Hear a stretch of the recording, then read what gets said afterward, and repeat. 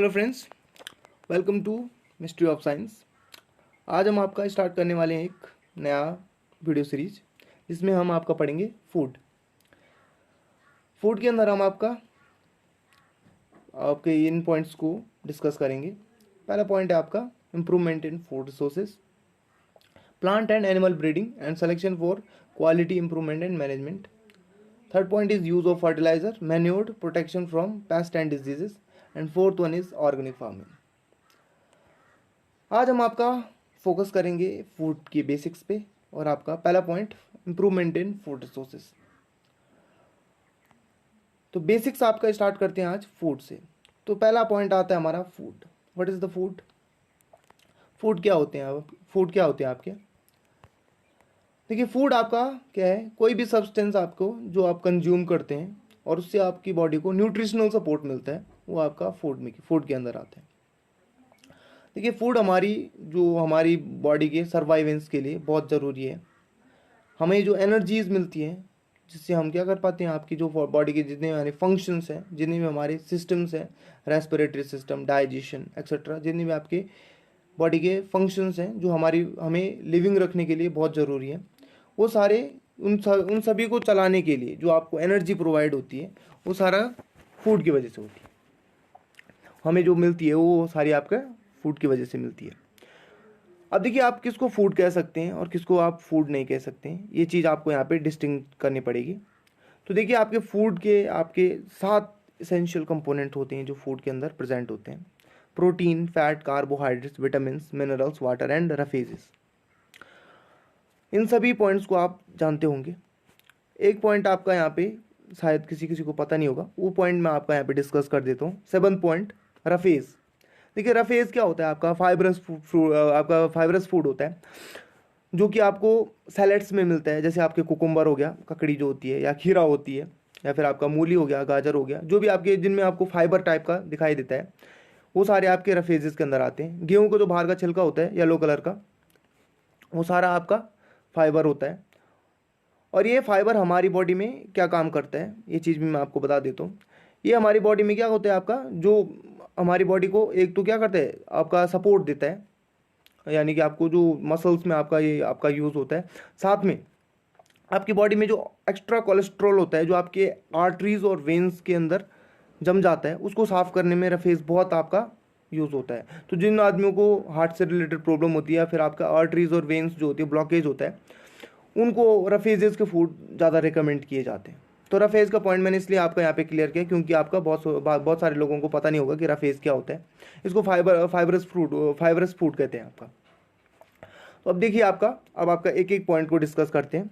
सबसे पहले आपका protein, then fat, carbohydrate, vitamin and minerals and water.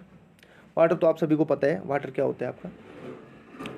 तो देखिए, आपका फूड के लिए आपको एक नया पॉइंट मिल जाएगा यहाँ से कि आप फूड को किस टाइप से डिस्टिंग कर सकते हो किसी अनदर सब्सटेंस से।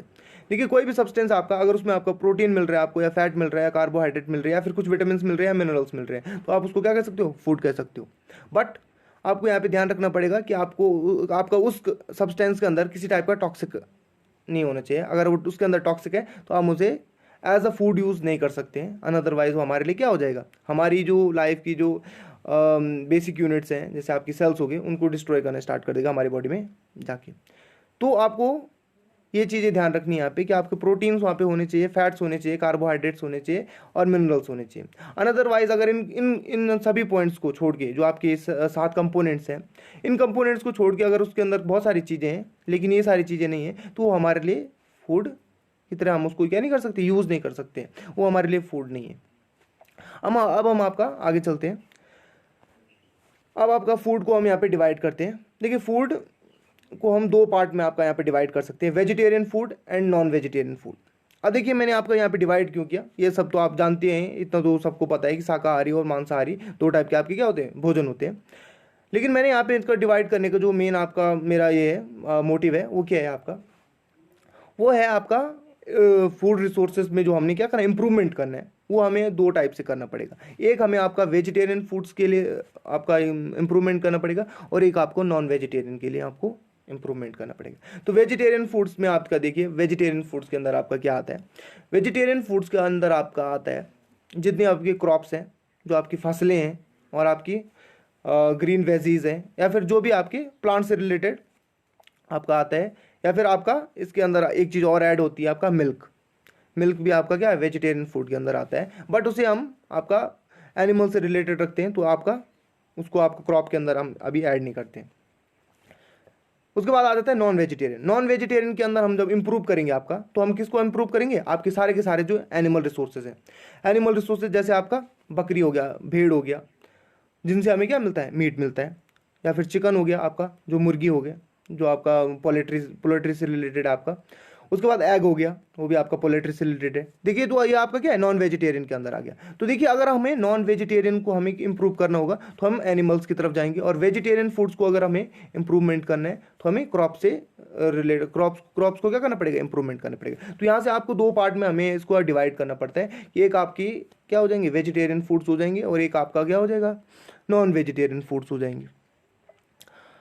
तो आई होप आपके यहाँ पे समझ में आया होगा कि हमें दो पार्ट में इसको क्या करना पड़ेगा, इंप्रूव करना पड़ेगा। अगर हमारे फूड सोर्सेज दो हैं, तो दो टाइप की आपकी क्या होंगी, टेक्निक्स होंगी, यानी कि दो टाइप में आपके एक ब्रॉडली हम इसको डिवाइड कर सकते हैं दो पार्ट में। उसके बाद आपकी डिफरेंट डिफरेंट टेक्निक्स आपकी डिफरेंट डिफरेंट आपके एनिमल्स या फिर आपके डिफरेंट डिफरेंट क्रॉप्स के लिए यूज़ होगी।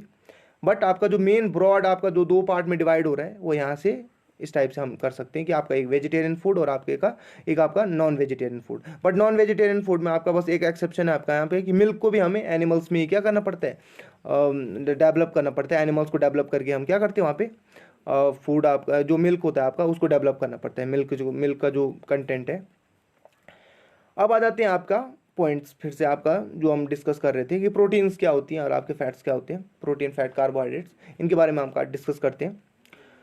अब मैं इसके बारे में डिस्कस क्यों कर रहा हूँ, ये चीज़ भी मैं आपको समझाता हूँ, क्योंकि आपका ये तो बहुत बेसिक पॉइंट है, लेकिन मैं इसको कवर कर रहा हूँ, क्यों कर रहा हूँ ये चीज़ मैं आपको समझाता हूँ अभी। देखिए प्रोटीन क्या होती है आपकी, protein is a long chain of amino acids. Amino acids की जो लंबी चेन होती है, उसको हम आपका प्रोटीन कहते हैं। तो देखिए आपका प्रोटीन को मैंने यहाँ पे क्यों बताया, देखिए वेजिटेरियन फूड्स के अंदर आपका प्रोटीन आता है और नॉन वेजिटेरियन के अंदर भी आपका प्रोटीन आता है। तो अगर आपको प्रोटीन को क्या करना है, आपको ज़्यादा कंटेंट में हमें इंप्रूव करना है किसी में, तो वेजिटेरियन में भी हो सकता है और आपका नॉन वेजिटेरियन में भी हो सकता है।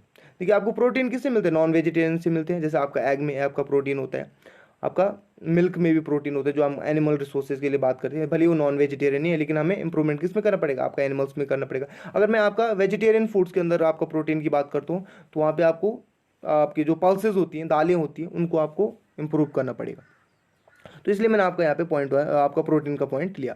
अब देख लीजिए आपका प्रोटीन के लिए अगर हम वेजिटेरियन फूड्स के अंदर जाते हैं, तो आपको किसको आपको डेवलप करना पड़ेगा। तो सबसे पहले जो आपका सबसे ज़्यादा जो प्रोटीन कंटेंट आपका होता है वेजिटेरियन में, वो होता है सोयाबीन के अंदर। सोयाबीन के अंदर 35 से 38% तक आपका प्रोटीन कंटेंट होता है, जो कि बहुत ही अच्छा अमाउंट है आपका एक प्रोटीन का, और बहुत ही अच्छा रिसोर्स भी है अगर मैं वेजिटेरियन की बात करूं। उसी तरह अगर मैं नॉन वेजिटेरियन की तरफ जाता हूं, नॉन वेजिटेरियन में आपका जो मांस होता है, मीट होती है आपकी, वो 21% प्रोटीन कंटेंट आपका ये करता है, कैरी करता है। उसी तरह आपका एग होगा, एग आपका 13% कंटेंट आपका जो प्रोटीन कंटेंट होता है उसको कैरी करता है। उसी तरह आपका मिल्क है, वो 4% आपका कंटेंट आपका प्रोटीन का कैरी करता है। उसके बाद आपका वेजीज में आपका देख लीजिए, वेजिटेबल्स में सॉरी वेजिटेरियन में आपका राजमा जो और अनदर पल्सेस होती हैं, उनमें आपका प्रोटीन कंटेंट कम होता है सोयाबीन के कंपेयर में। राजमा में आपका 27% टू 30% आपका प्रोटीन कंटेंट होता है। देखिए आपका इनके मैंने बॉटेनिकल नेम्स भी लिखे हैं, इनको भी आप याद कर लीजिएगा। जैसे आपका सोयाबीन हो गया ग्लाइसिन मैक्स, और राजमा हो गया आपका फेजोलस वल्गेरिस, इनको भी आप याद कर लीजिएगा। ये आपके धीरे धीरे आपके नोट्स बनते जाएंगे। तो ये आप देखिए, अब मैंने इसको डिवाइड क्यों किया, आई होप आपकी समझ में आया होगा कि डिवाइड मैंने क्यों किया। तो देखिए अगर सपोज मैं आपको बात करता हूँ कि वेजिटेरियन फूड्स में अगर हमें प्रोटीन का रिसोर्स हमें क्या करना है, डेवलप करना है, तो हमें सबसे पहले क्या करना पड़ेगा, सोयाबीन। हमारा सबसे पहले ध्यान कहाँ चला जाएगा, सोयाबीन पे। अगर हम नॉन वेजिटेरियन में आ जाते हैं, तो हमें सबसे पहले जहाँ हमें सबसे ज़्यादा अमाउंट मिल रहा है प्रोटीन का, उसी चीज़ में हम क्या करना चाहिए, क्या करेंगे, आपका इंप्रूवमेंट करेंगे। तो इंप्रूवमेंट आपका यहाँ पे किस में करेंगे हम, मीट, आपका जो मीट है, आपका जो बकरी है, भेड़ बकरी है, उनकी जो मांस होती है, उसमें क्या करेंगे हम, इंप्रूवमेंट करेंगे। एक चीज़ यहाँ पे आपका और बच गया है, जिसको मैं आपका डिस्कस करना चाहूँगा। इसमें आपका देखिए, आपका प्रोटीन का मैंने आपको फॉर्मूला दे रखा है, अमाइनो एसिड का फॉर्मूला है ये।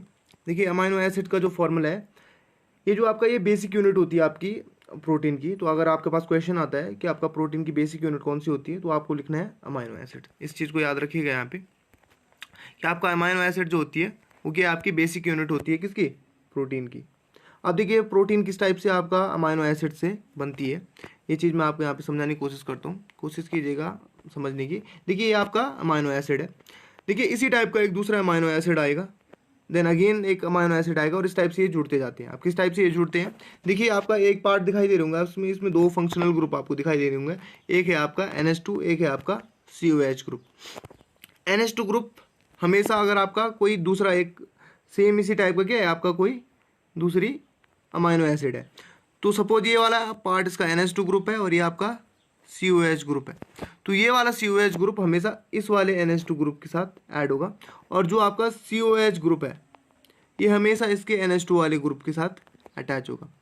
तो हमेशा COH जो कार्बन COH ग्रुप है वो हमेशा किसके साथ ऐड होता है आपका NH2 ग्रुप के साथ, और जो आपका NH2 वाला ग्रुप है वो आपका अगेन किससे अटैच होगा, आपका COH से। तो इसमें क्या होता है आपका COH ग्रुप अटैच होगा आपका NH2 ग्रुप से, और NH2 ग्रुप आपका अटैच होगा COH ग्रुप से। तो इस टाइप से आपकी चेन बनती जाती है, इस COH से आपका NH2 ग्रुप जुड़ेगा, और इस NH2 ग्रुप से आपका COH ग्रुप जुड़ेगा, और ये एक धीरे धीरे एक लंबी चेन बनाते जाते हैं। इस टाइप से आपका क्या हो जाता है, आपका जो प्रोटीन की एक चेन बन जाती है। अब आपका देखिए प्रोटीन की जब चेन बनती है तो इसमें आपको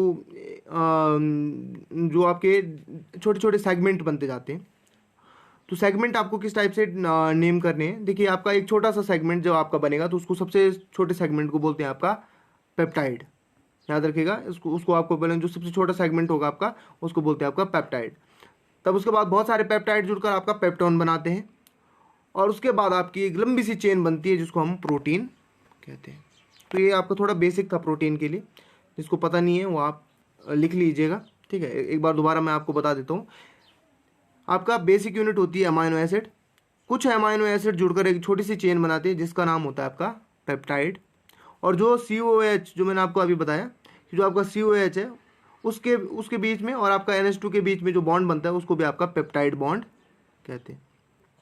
जो COH और NH2 के बीच में जो बॉन्ड बनेगा उसको आपका पेप्टाइड बॉन्ड बोलता है, पेप्टाइड बॉन्ड बोलते हैं। और आपका जो एक छोटी सी चेन बनती है उसको हम बोलते हैं पेप्टाइड। उसके बाद एक पेप्टाइड दूसरे पेप्टाइड से जुड़ के एक लंबी चेन बनाता है जिसको हम बोलते हैं आपका पेप्टोन, और बहुत सारे पेप्टोन आपको जुड़कर बनाते हैं लास्ट में आपका प्रोटीन। तो ये आपका एक पॉइंट छूट गया था यहाँ पे, इसको भी मैंने आपका यहाँ पे डिस्कस कर दिया। अब आपका आगे चलते हैं फैट्स की तरफ। देखिए फैट्स क्या होती हैं आपके, fat is combination of fatty acids. देखिए फैटी एसिड का जो फॉर्मूला होता है वो काफ़ी कॉम्प्लिकेटेड होता है, तो यहाँ पे मैं आपको ड्रॉ नहीं कर सकता, बट मैं आपका फैट्स के लिए आपका अलग वीडियो बनाऊंगा जिसमें मैं आपका प्रोटीन फैट अच्छे से डिस्कस करूंगा। तो फैट्स का आप यहाँ पे देखिए हमें फैट को किस टाइप से हमने क्या करना है, पढ़ना है, और आपका कहाँ कहाँ आपका फैट पाया जाता है ये हमारे लिए मेन इंपॉर्टेंट है कि हमारे फूड रिसोर्सेज में कहाँ कहाँ आपको फैट मिलता है, तभी जाके हम उसको क्या कर सकते हैं, वहाँ से इंप्रूव कर सकते हैं उसके अमाउंट को। तो देखिए फैट आपको ऑब्टेन होता है एनिमल से और आपके नट्स से, जो आपके नट्स होते हैं उनसे आपको मिलता है, और आपका एनिमल। तो पहले मैं वेजिटेरियन की बात करता हूँ, वेजिटेरियन फूड्स में आपके कौन कौन से आपके फूड रिसोर्सेज हैं आपके। तो सबसे पहले आपका कोकोनट ऑयल, जितने भी आपके ऑयल्स होते हैं वो सारे फैट्स के अंदर आते हैं, इस चीज़ को आप याद रखिएगा। तो सबसे पहले आता है आपका यहाँ पे coconut, Cocos nucifera botanical name, mustard सरसों ब्रासिका कैम्पेस्ट्रिस, और इसमें आपका 33% सैचुरेटेड फैट होता है।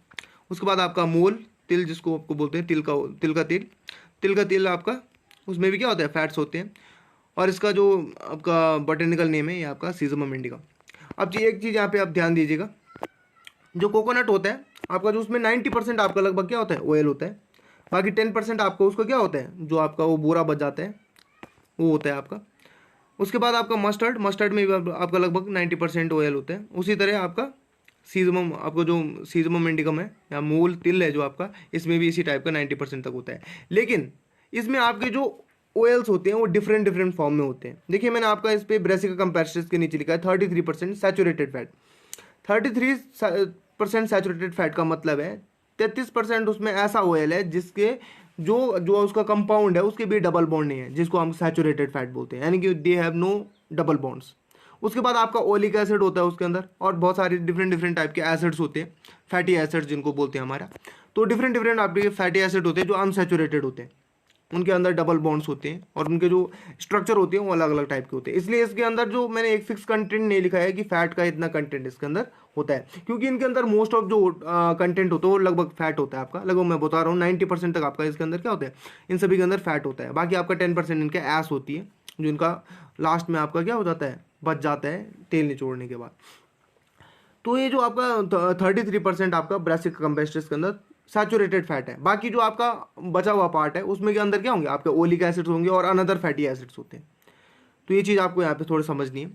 उसी तरह अगर मैं आपका नॉन वेजिटेरियन की तरफ जाऊँ, तो नॉन वेजिटेरियन की तरफ आपका क्या होगा, एग होगा आपका। उसमें आप क्या कर सकते हैं, एग को, ये एग के अंदर जो येलो येलो कलर का होता है यॉक, वो टोटली क्या होता है, फैट होता है। उसी तरह मीट के अंदर भी आपका ऑयल होता है, आप सभी को पता होगा मीट के अंदर क्या होता है, आपका ऑयल होता है। और ये हो गए आपके एनिमल फैट्स। तो इस तरह हम क्या करते हैं, फैट्स को दो पार्ट में डिवाइड करते हैं। एक होता है आपका, आपको दो पार्ट में हम इसको डिवाइड कर सकते हैं। एक होता है आपका एनिमल फैट और दूसरा होता है आपका प्लांट फैट। कोशिश कीजिएगा समझने का। देखिए जो आपकी एनिमल फैट होती है उसको हम बोलते हैं आपका कोलेस्ट्रॉल, उसको हम आपका बोलेंगे कोलेस्ट्रॉल। और जो आपकी प्लांट फैट होती है उसको बोलते हैं हम ट्राइग्लिसराइड्स। ये नोट कर लीजिए आप, जो एनिमल फैट होते हैं वो होते हैं आपके कोलेस्ट्रॉल, और जो प्लांट फैट होती है उनको हम बोलते हैं ट्राइग्लिसराइड्स। अब आपका जो, जब डॉक्टर आपको बोलता है कि आपका कोलेस्ट्रॉल जो बढ़ गया है, तो आपको ये चीज़ ध्यान रखनी है कि हमारा एनिमल फैट बढ़ गया है, यानी कि जो हमने एनिमल से कंज्यूम किया है वो फैट हमारी बॉडी में बढ़ गया है। और अगर आपको डॉक्टर बोलता है कि आपकी बॉडी में ट्राइग्लिसराइड्स बढ़ गए हैं, ठीक है, तो वो आपका क्या होगा, प्लांट फैट होगा। तो एनिमल फैट से किसको आप रिलेट करोगे, मिल्क। एक होता है आपका मिल्क, दूसरा होता है आपका घी। जितने भी आपको एनिमल प्रोडक्ट्स हैं, डेयरी प्रोडक्ट्स जितने भी आपके हैं, वो सारे एनिमल्स के अंदर आते हैं। उसके बाद आपका जो मीट के अंदर फैट होता है वो भी आपका एनिमल फैट होता है, उसको भी आप कोलेस्ट्रॉल के अंदर आपका ऐड करोगे। फिश के अंदर जितना फैट होगा वो सारा आप किसके अंदर ऐड करोगे, आपका कोलेस्ट्रॉल के अंदर ऐड करोगे। अब प्लांट फैट की तरफ आते हैं, तो जो ट्राइग्लिसराइड्स होते हैं, याद रखिएगा ट्राइग्लिसराइड्स नाम बता रहा हूँ आपका, ये चीज़ आपको यहाँ पे डिस्टिंक्ट कर रहा हूँ मैं, फैट की दो चीज़ें बता रहा हूँ।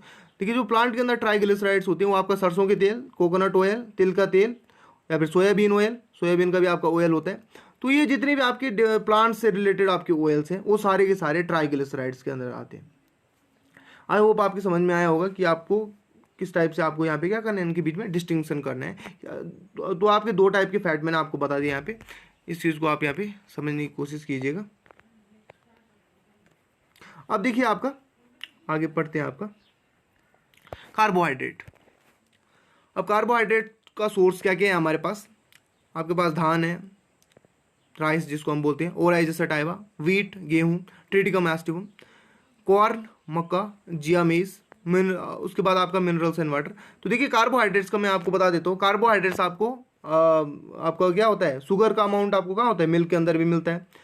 अगर मैं वेजिटेरियन की बात करूँ तो राइस, मक्का और आपका गेहूँ, कोदा, झंगोरा, इनके अंदर आपको क्या होते हैं, सारे डिफरेंट डिफरेंट टाइप के क्या हम कार्बोहाइड्रेट्स मिल जाएंगे जो शुगर को कंटेन करते हैं। कोदा झंगोरे के अंदर कम होता है, सॉरी मैं आपका यहाँ पे थोड़ा डिबेट हो गया। कोदा झंगोरे के अंदर आपका फाइबर होता है, मोस्टली आपको क्या होता है, फाइबर वहाँ पे मिलता है, इसीलिए शुगर के पेशेंट को आपको झंगोरा भी दिया जाता है। बट आपका राइस, आपका पोटैटो, फ्रूट्स, जितने भी आपके फ्रूट्स होते हैं उनमें क्या होता है, हाई अमाउंट कार्बोहाइड्रेट्स होते हैं। तो कार्बोहाइड्रेट के लिए हम जो वेजिटेरियन में हो सबसे ज़्यादा हमारा हाईली जो कम ये होता है कंटेंट होता है वो हम वेजिटेरियन से लेते हैं।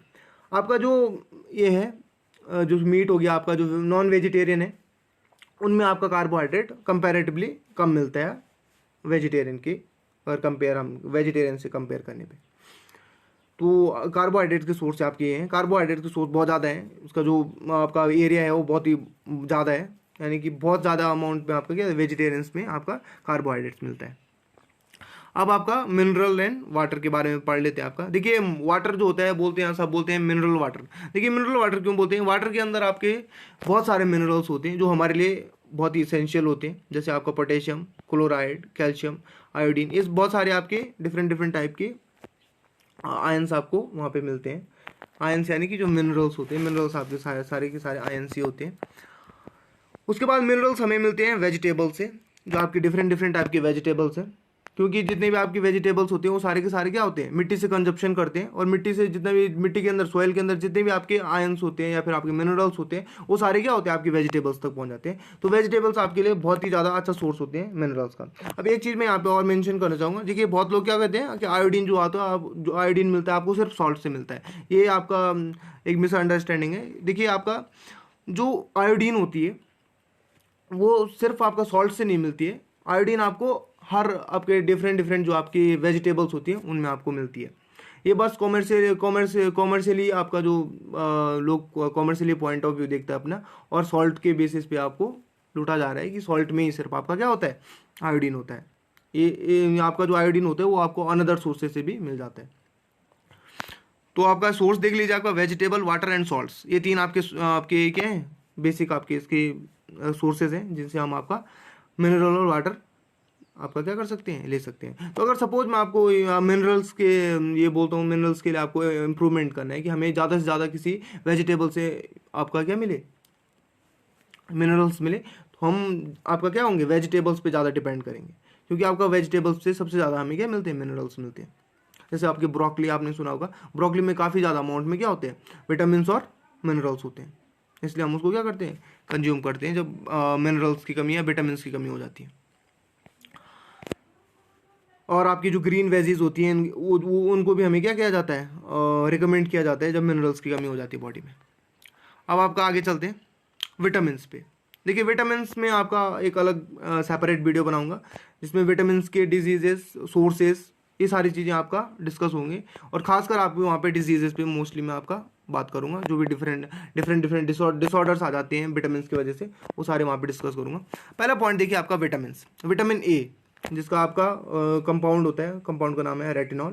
उसका विटामिन बी थायमिन, विटामिन बी2 राइबोफ्लेविन, विटामिन बी3 नियासिन, विटामिन बी5 पैंटोथेनिक एसिड, विटामिन बी6 पायरोडॉक्सिन, विटामिन बी7 बायोटिन, विटामिन बी9 फॉलिक एसिड, विटामिन बी12 cyanocobalamin, vitamin C ascorbic acid, vitamin D cholecalciferol, vitamin E tocopherols, vitamin K phylloquinone. देखिए different different type के vitamin है आपके, ये मैंने आपसे बात का आज आपको इसका नाम बताया है, इनके बारे में आपका अलग आपका एक नया एक वीडियो बनाऊंगा मैं, जिसमें सारे विटामिन की जो आपकी डिफिशेंसीज होती हैं, उनकी वजह से डिसऑर्डर्स आ जाते हैं बॉडी में, जो बीमारियां होती हैं, वो सारे हम अलग से डिस्कस करेंगे, क्योंकि हमारा भी फोकस है किस पे, आपका improvement in crop, improvement in food resources पे। ये सब आपका बेसिक इसलिए मैंने बताया है ताकि अगर आपको इन सब चीज़ों को, जो आपके कंपोनेंट्स थे, डिफरेंट डिफरेंट कंपोनेंट्स थे, फैट, प्रोटीन, कार्बोहाइड्रेट्स, अगर हमें इनको क्या करना है, इम्प्रूव करना है, तो हमें किन किन टाइप की क्या करना पड़ेगा, आपको डिफरेंट डिफरेंट रिसोर्सेज में जाना पड़ेगा। जैसे कि मैं बोलूँ कि हमें कार्बोहाइड्रेट्स को क्या करना है, इम्प्रूव करना है, या फिर कार्बोहाइड्रेट को हमें ज़्यादा अमाउंट में ये करना है, हमें प्राप्त करना है, तो किस टाइप से हम क्या, तो हम किन फसलों की तरफ जाएंगे, इसलिए मैंने आपको इनको थोड़ा आपका डिफरेंशिएट किया है। तो जो मेरा मेन मोटिव था उनको डिफरेंशिएट करना था कि प्रोटीन के लिए अगर आप जाते हो तो आपको क्या करना पड़ेगा, सोयाबीन, आपकी पल्सेस की तरफ आपको क्या करना पड़ेगा, अपना ध्यान ये करना पड़ेगा। आपको जो मोटिव होगा वो उसको हमें कंप्लीटली अच्छे से ग्राउंड लेवल पे लाने के लिए हमें क्या करना पड़ेगा, आपको पल्सेस का यूज़ करना पड़ेगा। पल्सेस के अंदर आपको डिफरेंट डिफरेंट टेक्निक्स के थ्रू आपको उसको इम्प्रूव करना पड़ेगा। तो आज हमने आपका पढ़ा फूड से रिलेटेड आपके कंपोनेंट्स, और आपके उन कंपोनेंट्स के बारे में डीपली हमने कोशिश की है कि आज आपके जो कंपोनेंट्स हैं उनके बारे में अच्छे से जान सकें, उनका इम्प्रूवमेंट किस टाइप से हमें करना है, हमें किस सोर्स से हमें उनका ज़्यादा अमाउंट मिलता है, और उस सोर्स में हम उनको ज़्यादा से ज़्यादा इम्प्रूवमेंट करें तो हमें अच्छे रिजल्ट्स उसमें मिल सकते हैं। ये चीज़ें हमने आज समझी, और मैंने आपको एक डिफरेंट वे बताया उनको बांटने का, ताकि आप उन्हें दो डिफरेंट पार्ट्स में बांट सको, एक आपका क्रॉप इम्प्रूवमेंट और एक आपका एनिमल इम्प्रूवमेंट। जो आपका एनिमल्स में इम्प्रूवमेंट करके आपको नॉन वेजिटेरियन में आपको बेनिफिट मिलेगा, और अगर आप क्रॉप इम्प्रूवमेंट में करते हो तो आपको वेजिटेरियन फूड्स में आपको क्या मिलेगा, इम्प्रूवमेंट मिलेगा। तो आपके दो टाइप के रिसोर्सेज हो गए आपके, और उन दोनों में आपको डिफरेंस जो है वो मैंने बताया। आज की वीडियो में आपका इतना ही आपका कंप्लीट करते हैं। बाकी अगली वीडियो में आपका क्रॉप इम्प्रूवमेंट पे फोकस करेंगे और जितना हमने आज पढ़ा है वो सारा आपका आगे यूज़ करेंगे उसमें, ताकि आपकी समझ में इस वीडियो का जितना भी आपका निचोड़ है वो सारा आपका आगे काम आए। Thank you so much for watching my video. अगर आपको ये वीडियो पसंद आती है तो आप प्लीज़ लाइक कीजिए, सब्सक्राइब कीजिए एंड शेयर कीजिए। Thank you so much.